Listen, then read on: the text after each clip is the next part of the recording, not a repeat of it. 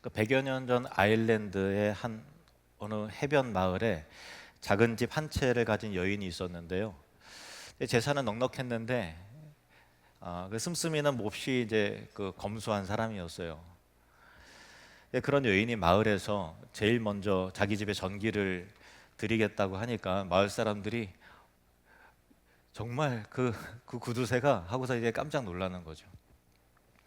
전기를 가설하고 몇 주가 지나서 계량기 검침범이 찾아왔습니다.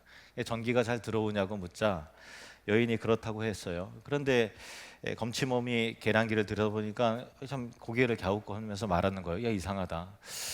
어떻게 영문인지 모르겠네요. 계량기가 거의 움직이지 않고 거의 제자리예요. 그 전기는 정말 쓰시고 계시는 건 맞으시죠? 물론이죠. 저녁마다 해가 지면 촛불 붙이는데 이제 필요한 만큼 그 몇 초 동안 잠깐 켜고 그리고 이제 스위치를 내리죠. 전기는 들어와 있었는데 그걸 쓰지 않는 거죠. 온 집을 대낮처럼 밝힐 능력이 이미 벽 속에 타고 흘러가고 있는데 그 집은 전기를 들이기 전과 그 후가 전혀 달라지지 않았다는 거예요. 여인은 여전히 촛불 한 자루에 기대어서 어둠을 더듬으면서 살았다라는 이야기인데요. 우스운 이야기 같지만 웃고 넘길 수만은 없죠. 왜냐하면 우리 자신의 이야기이기 때문에 그래요. 우리는 하나님이신 성령님을 우리 안에 모신 사람들이잖아요. 성령님과 분명히 연결이 돼 있는데도 달라진 것이 없어요. 성령님의 존재와 능력을 믿으면서도 정작 내 삶을 비추고 어둠을 몰아내고 바꾸어낸 일 앞에서는 늘 소극적이고 뒷걸음질 치고 다음에요, 나중에요 하면서 그렇게 하죠. 그러다가 급할 때, 답답할 때 어쩌다가 스위치를 잠깐 올렸다가 또 꺼버리죠. 그리고 대개 일상의 거의 모두를 어둠 속에 갇혀 지내는 것입니다. 그냥 내 지식과 경험과 내 판단과 내 지혜, 내 힘, 내 능력이라고 하는 촛불 한 자루 겨우 밝혀들고서 이게 당연한 삶이겠거니 하고서 하루하루를 더듬으면서 살아가는 겁니다. 그런데 만일 여러분 내 삶에 전깃불이 계속 내 영혼과 내 삶에 계속 비추고 있다면 그 밝은 빛이 스위치를 올려둔 채에서 빛 가운데서 우리가 살아가고 있다면 우리에게는 어떤 변화가 나타날까 하는 거죠. 그 답을 찾으려면 먼저 한 사람을 보아야 합니다. 그분은 빛 가운데서 온전히 살아가신 유일하신 분이세요. 그분은 예수 그리스도이십니다. 우리는 흔히 이렇게 생각하죠. 예수님은 하나님이시니까 당연히 능력이 있으시고 필요할 때마다 그 신적 능력을 꺼내어서 기적을 행하셨을 거예요. 이렇게 말하잖아요. 그런데 이 누가복음의 기자인 누가는 예수님의 공생애가 시작되는 첫 문장을 이렇게 적는데 우리는 이것을 계속해서 읽었음에도 불구하고 유의하지 않고 지나왔던 구절이에요. 그런데 다시 한번 주목해 봅시다. 예수께서 성령의 능력으로 갈릴리에 돌아가시니. 예수께서 누구의 능력? 성령의 능력으로 갈릴리에 돌아가시니. 예수님 자신의 능력이 아니었다는 거예요. 성령의 능력이었다는 거죠. 죄 없으신 하나님의 아들조차 성령을 의지해서 사시고 일하셨다면, 성령의 이끌리심을 받으셔야만 했다면 자기 힘이라고 하는 촛불에 기대어 온 우리의 신앙은, 우리 인생의 방향은 처음부터 뭐가 잘못돼도 한참 잘못되진 않았는가라는 질문을 스스로에게 던질 수 있을 겁니다. 14절을 다시 보십시다. 시작. 예수께서 성령의 능력으로 갈릴리에 돌아가시니 그 소문이 사방에 퍼졌고. 이 한 구절 뒤에는 이와 같은 배경 이야기가 있는데요. 예수님께서 요단강에서 요한의 세례를 받으셨어요. 세례를 받고 올라오시자 성령이 비둘기 형상으로 예수님께 강림하셨습니다. 그리고 이어지는 사장의 첫 머리가 이렇게 시작되는 거예요. 1절 2절 말씀을 보시면 예수께서 성령의 충만함을 입어 요단강에서 돌아오사 광야에서 40일 동안 성령에게 이끌리시며 마귀에게 시험을 받으시더라. 이 모든 날에 아무것도 잡수시지 아니하시니 날수가 다함에 줄이신지라. 요단강에서 광야로, 또 광야에서 갈릴리로 예수님의 걸음마다 성령님이 함께 하셨다는 거죠. 그리고 자기 능력이 아니에요. 예수님이 하나님의 아들이신데 자기 능력이 아니라 성령의 능력으로 자기 뜻이 아니라 성령의 이끌림을 받으셔서 움직이셨다라는 것이 우리는 굉장히 이건 굉장히 주목할 만한 부분이다 하고 유익 있게 봐야 된다라는 거예요. 그러나 여기서 조심스럽게 분명하게 우리가 붙들어야 될 진리가 있죠. 예수님은 영원하신 하나님의 아들이세요. 변함이 없습니다. 이 사실은 조금도 흔들리지 않아요. 그러나 그 아들이, 하나님의 아들이 우리와 같은 육신을 입으신 참 인간이 되셨을 때 그분은 자기 신성을 만능킨처럼 꺼내서 인간의 연약함을 건너뛰지 않으셨어요. 40일을 줄일 때 배고프니까 지금 그건 건너뛰자. 이제 배 안 고프다. 이제 뭐 살만하네. 이렇게 만능키처럼 하나님의 신성을 인간의 연약함을 건너뛰는 데 사용하지 않으셨다는 거예요. 그분은 참 인간이셨어요. 그리고 우리 인간의 대표자시고 맏형으로서 성령을 온전히 의지하면서 이 땅의 삶을 살아가시고 사명의 길을 걸어가셨다는 거예요. 누가복음이 그것을 계속해서 추적하면서 우리에게 일러주고 있는 것입니다. 17세기 위대한 청교도 신학자인 존 오웬, 이분이 바로 이 지점을 평생을 두고서 파고드는 학자예요. 성령론에 대해서 굉장히 방대한 책을 쓰신 분입니다. 성자께서 사람의 몸을 입으신 그 순간부터 그 인성 위에 이루어진 하나님의 모든 일은 성령을 통해서 이루어졌다라는 거예요. 신성이 인성에게 능력을 곧바로 기계적으로 쏟아부으신 것이 아니었다는 거예요. 만일 그랬다면 예수님의 인간됨은 신성에게 삼켜져 있어서 우리와 같은 똑같은 성정이 같은 사람으로서의 참 사람으로서의 대표자가 되실 수 없는 거죠. 예수님이 고통을 못 느끼시는데, 예수님이 배고픔을 당해서도 그냥 표현일 뿐이 실제로는 그렇지 않으신데, 그렇다면 그것이 무슨 의미가 있습니까? 우리 같은 참 사람일 수 없는 거예요. 예수님은 완벽한 사람이셨어요. 대신 성령이 그 인성을 은혜로 채우시고 성령의 능력을 붙드시면서 예수님이 사셨다라는 거예요. 나사렛의 목수 집에서 그분의 지혜가 자라가실 때 성령님에 의해서 그렇게 자라나셨어요. 광야에서 마귀의 시험을 물리치셨을 때도 마찬가지시고, 병자를 고치시고 죽은 자를 살리시고, 또 마침내 십자가에서 자기를 온전히 거룩한 산 제사로 드리셨을 때 그 모두가 다 성령의 사역이었다고 존 오웬은 그렇게 본 것입니다. 그리고 그것이 성경이 바로 증언하는 바죠. 그러니 광야의 40일을 다시 봅시다. 이 장면을 이해하려면 훨씬 더 오래전 인물이었던 다른 한 사람을 예수님과 동일선상에 올려놓고 보아야 이 광야의 시험의 의미가 무엇인지 우리는 제대로 파악할 수 있습니다. 그 사람은 첫사람 아담입니다. 아담이 시험받은 곳은 에덴이었어요. 부족한 것이라고는 하나도 없는 완벽한 동산이었습니다. 손만 뻗으면 각종 열매가 있었습니다. 하나님과의 사귐이 끊이지 않았던 곳이었습니다. 배가 고플 이유도 목이 마를 필요도 없는 곳이었죠. 그런 곳에서 모든 것이 어떤 결핍도 없는 그 풍요로운 그 땅에서 뱀이 찾아와서 물었습니다. 하나님이 참으로 그렇게 말씀하시더냐? 하나님이 내게 참으로 그렇게 말씀하시더냐? 하나님 말씀이 진짜인지 가짜인지 너가 어떻게 알아? 아담은 하나님의 말씀 대신 제 눈에 좋아 보이는 것을 붙들었습니다. 그리고 타락했어요. 그가 넘어졌을 때 불행하게도 자기 혼자만 걸려 넘어진 것이 아니라 아담 안에 있었던 그 모든 인류가, 그는 인류의 대표였기 때문에 함께 무너져 타락해 버린 것입니다. 그래서 우리는 기본적으로 태어날 때 죄인으로 태어나게 되는 것입니다. 이제 인류의 대표이신 두 번째 아담이 광야에 서 있습니다. 에덴이 아니라 광야였어요. 모든 결핍이 있는 곳, 에덴과는 정반대의 곳이었어요. 열매는커녕 돌뿐이었고 하나님이 거니시던 동산이 아니라 짐승이 울부짖는 황부지였습니다. 40일을 굶어 기진한 몸이셨어요. 아담이 풍요와 배부름 상태에서 넘어진 그 시험을 예수님은 줄인 배를 안고 마주하신 거였어요. 마귀가 다가와서 말합니다. 너가 정말 하나님의 아들이거든. 이 돌들을 명하여서 떡덩이가 되게 하라.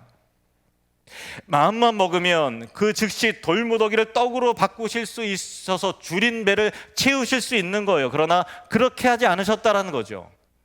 굶주려 기진한 참 사람으로 서서 손발이 떨리는 그 상황 속에서 성령이 밝혀주신 하나님의 말씀으로 마귀를 물려주신 것입니다. 사람이 떡으로만 살 것이 아니라 하나님의 입으로부터 나오는 모든 말씀으로 살 것이라. 아담이 놓아버린 그 말씀을 두 번째 아담인 그리스도께서 붙드신 것입니다. 그 싸움은 흉내가 아니라 진짜였어요. 그럴듯하게 배고픔을 전혀 못 느끼시는데 나 정말 배고프다 하고서 그냥 이렇게 연기를 하신 것이 아니라 진짜였다라는 거예요.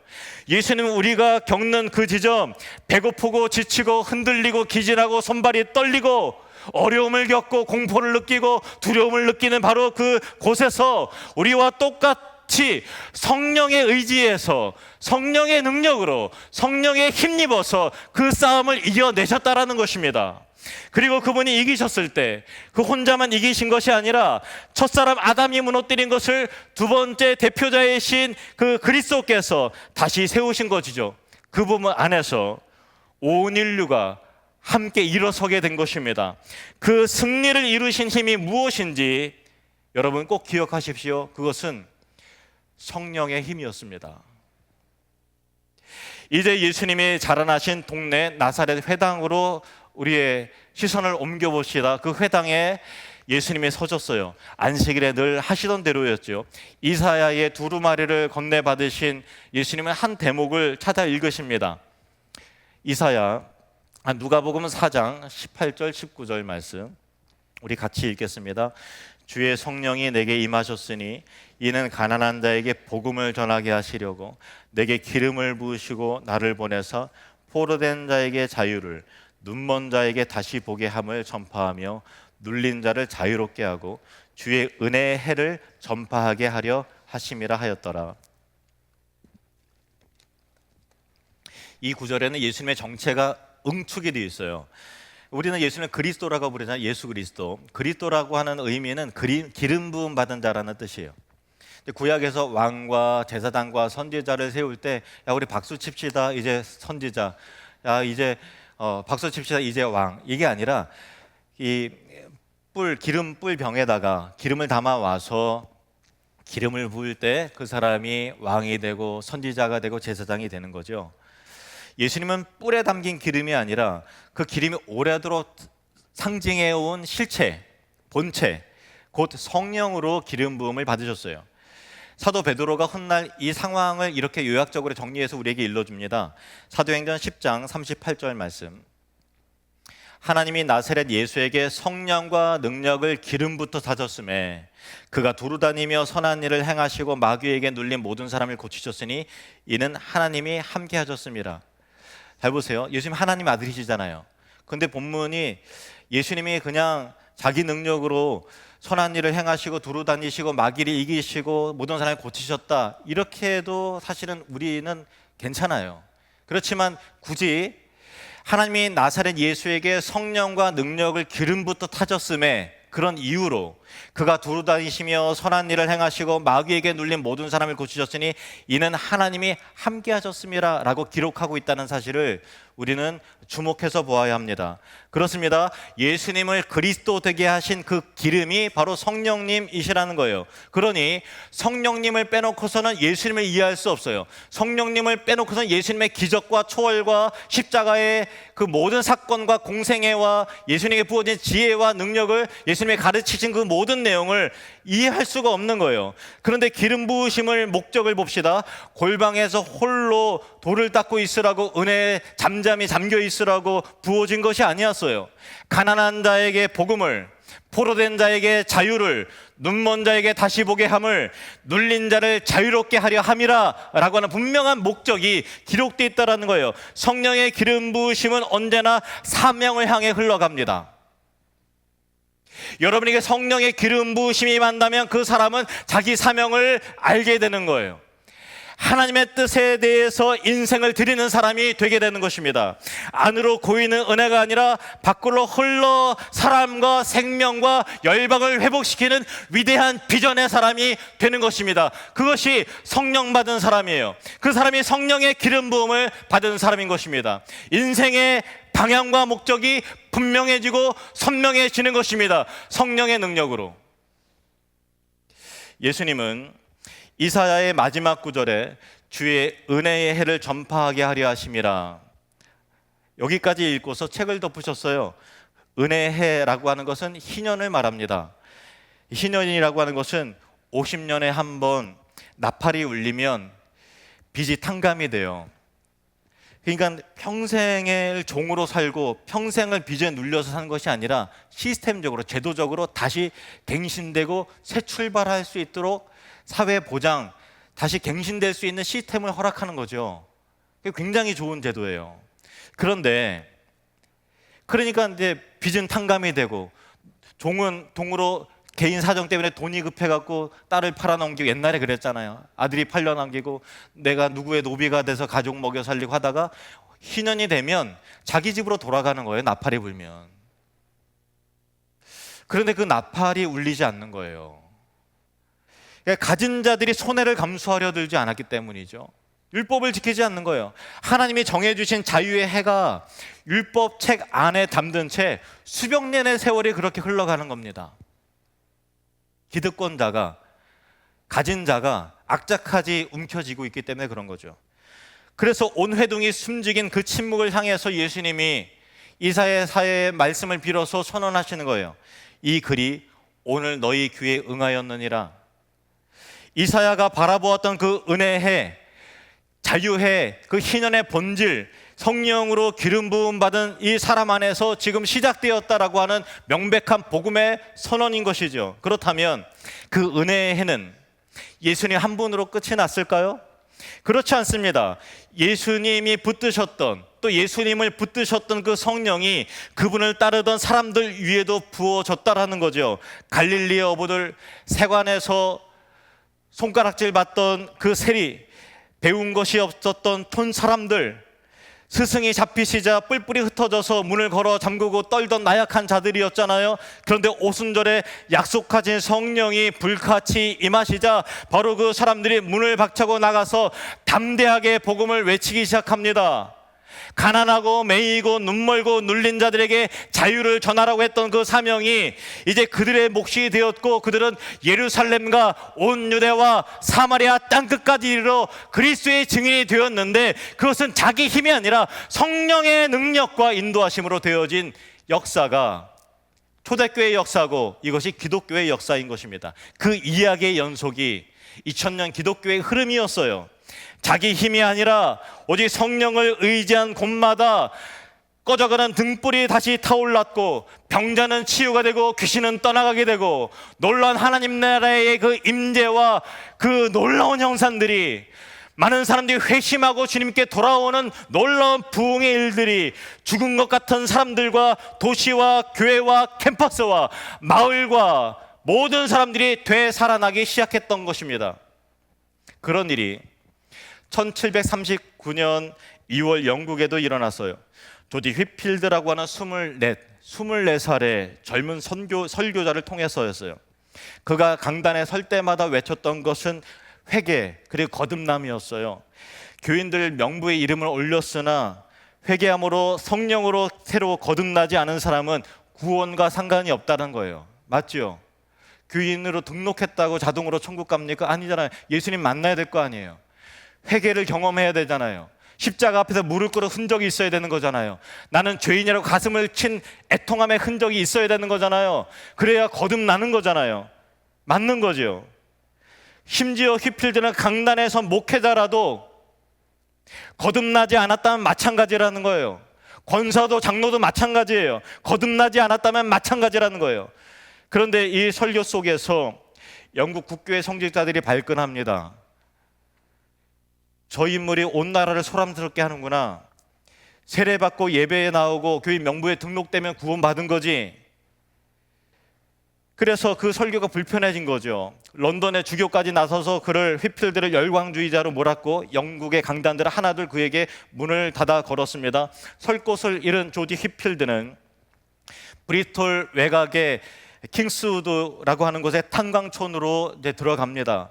교회가 하나도 없는 동네였어요. 술과 도박과 거친 말과 싸움으로 세월을 보내던 광부들은 복음이 무엇인지 한 번도 들어본 적이 없어요. 세상 사람들은 그들을 사람 취급하지 않았습니다. 전혀 계층이 다른 사람 취급했던 거예요. 어느 날 토요일 휘필드는 킹스우드 언덕에 올라서 200명 앞에서 산상수훈을 펴서 목청을 높여서 그리스도의 그 복음을 전하기 시작했습니다. 그날 놀라운 일이 벌어졌어요. 갱도에서 막 올라와서 탄가루로 온몸이 얼굴이 까맣게 범벅이 된 얼굴 위로 성령이 그들의 마음을 터치하시자 눈물이 흘러내리면서 그 까만 얼굴에 뺨마다 흰 고랑이 파이기 시작했다라고 이 역사책엔 그렇게 기록이 돼 있어요. 소문은, 휘필드의 소문은 삽시간에 퍼졌습니다. 며칠 뒤에는 2,000명이 모였습니다. 그리고 그 다음 주에는 10,000명이 킹스우드 언덕을 가득 채웠습니다. 큰 예배당도 그럴듯한 후원도 그를 반겨주는 교단도 없었어요. 그가 가진 것이라고는 성경책 한 권과 예수님이 붙드셨던, 예수님이 기름 부어졌던 그 성령님 뿐이었다라는 거예요. 그에게 임하신 성령은 특별한 성령이 아니었습니다. 오늘 우리 안에 계신 바로 그 성령님과 동일하신 성령님이신 줄로 믿습니다. 시대와 언어는 저마다 달랐어도 언제나 한 분이 한 가지 일을 행하십니다. 예수님을 기름 부으신 그 성령이 제자들을 성령으로 충만케 하셨고 2000년 기독교 역사가 막바지가 되고 이제는 소망이 없다고 하고 저 사람은 안 된다고 하고 이 공동체는 이미 죽었다고 말할 때 다시 살리시는 능력은 예수님에게 부어졌던 그 성령의 능력이 공동체를 살리고 그 사람의 인생을 새롭게 하고 어두운 눈을 밝히고 묶인 자를 자유케 하는 놀라운 희년, 해방의 역사가 나타났던 것입니다. 누구에 의해서? 예수님께서 그토록 붙드셨던 그 성령에 의해서 이루어진 사실입니다. 여기까지 오면 우리는 조용히 물러나서 박수치고 감탄하고 싶어질 때가 있어요. 그래도 예수님이니까 그랬지, 사도들이니까, 휘필드 정도 되니까 그랬겠지, 옛날이니까 그랬겠지.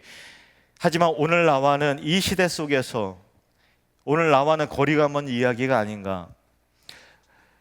그러나 여러분, 우리는 하나님의 말씀을 믿습니다.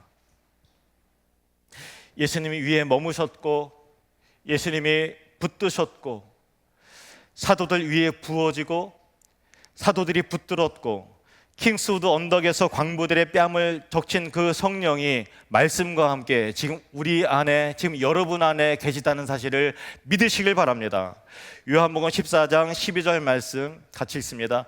내가 진실로 진실로 너희에게 이르노니 나를 믿는 자는 내가 하는 일을 그도 할 것이요 또한 그보다 큰 일도 하니 이는 내가 아버지께 감이라. 뒤에 있는 내용은 그래서 또 다른 보혜사 성령을 너희에게 보내주겠다.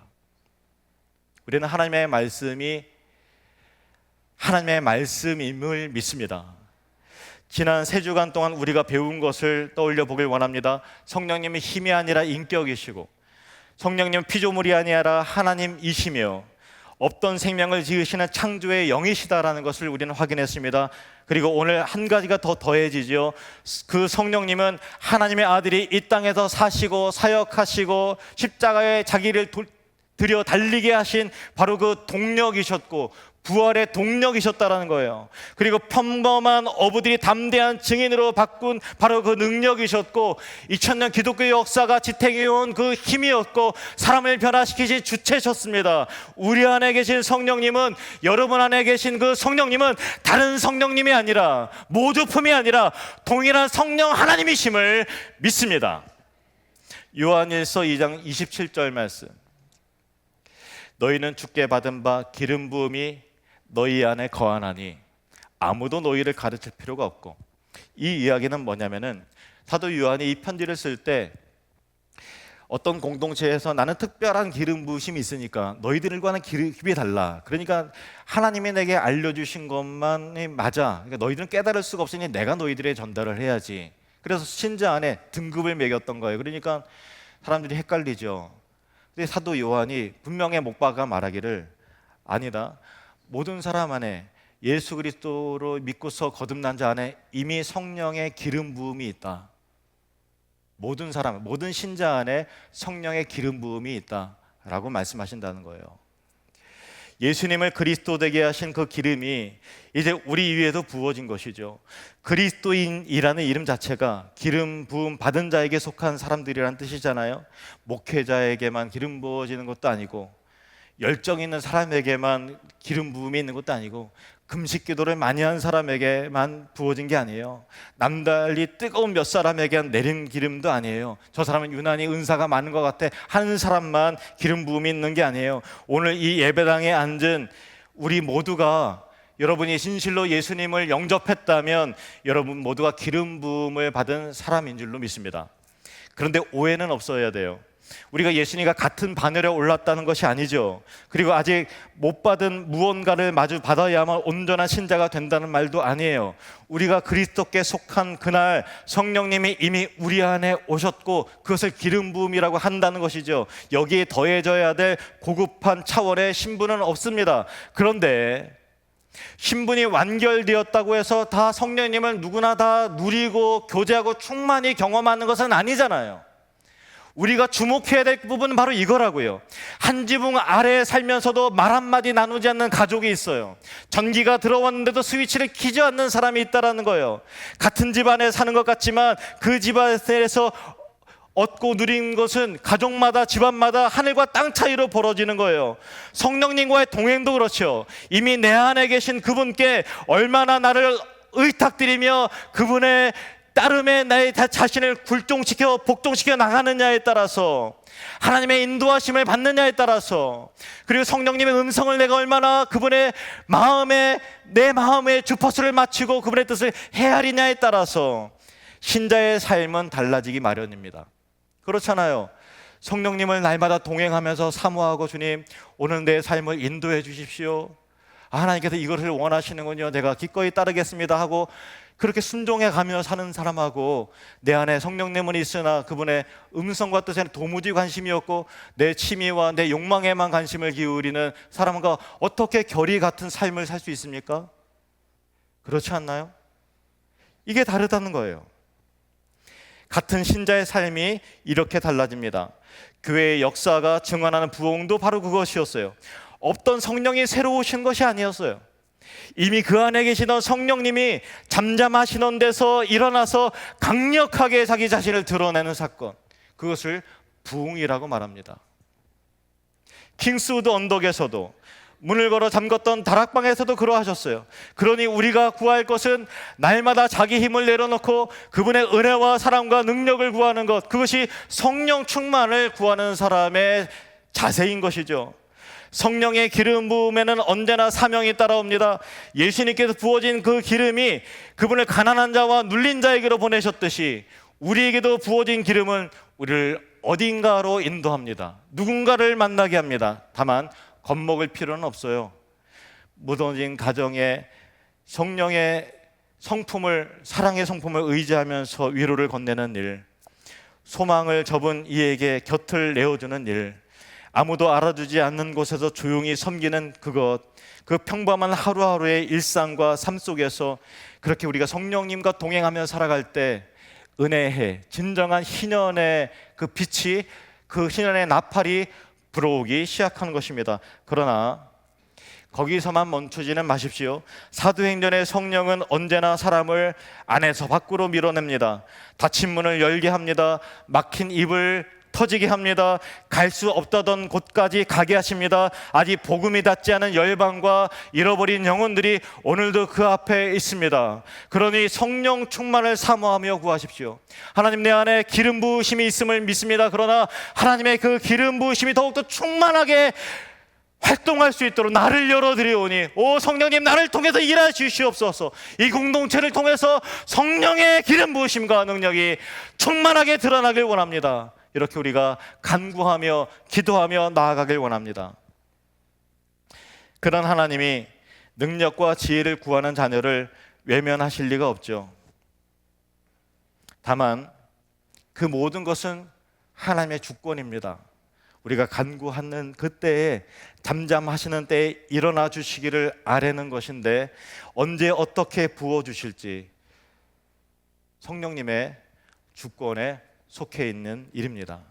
다만 다락방에서도, 킹스우드 언덕에서도, 또 지금도 세계 도처에서 일어나는 수많은 부흥의 현장도 하나님은 사모하는 자들에게 부어주십니다. 그리고 우리 하늘누린 공동체 위에도, 여러분의 삶 가운데서도 성령의 놀라운 임재와 기름 부으심과 충만함이 경험되어지기를 주님의 이름으로 축원합니다. 다시 나세렛 회당으로 돌아가 보실까요? 두루마리를 덮고 앉으신 예수님을 온 회중이 주목하고 있었습니다. 그 팽팽한 침묵 속에서 예수님이 말씀하셨죠. 이 글이 오늘 너희 귀에 응하였느니라. 2000년 전의 오늘이 또한 지금의 오늘입니다. 이 글이 오늘 너희 귀에 응하였느니라. 이 말씀을 붙들고 살아가길 원합니다. 수많은 하나님의 사람들이 그러했듯이, 예수님이 그러하셨듯이 우리도 성령의 능력으로 살아가게 되기를, 그래서 여러분의 삶의 진정한 변화와 삶의 목적과 생명력이 나타나는 그 놀라운 변화가 일어나기를 주의 이름으로 축원합니다.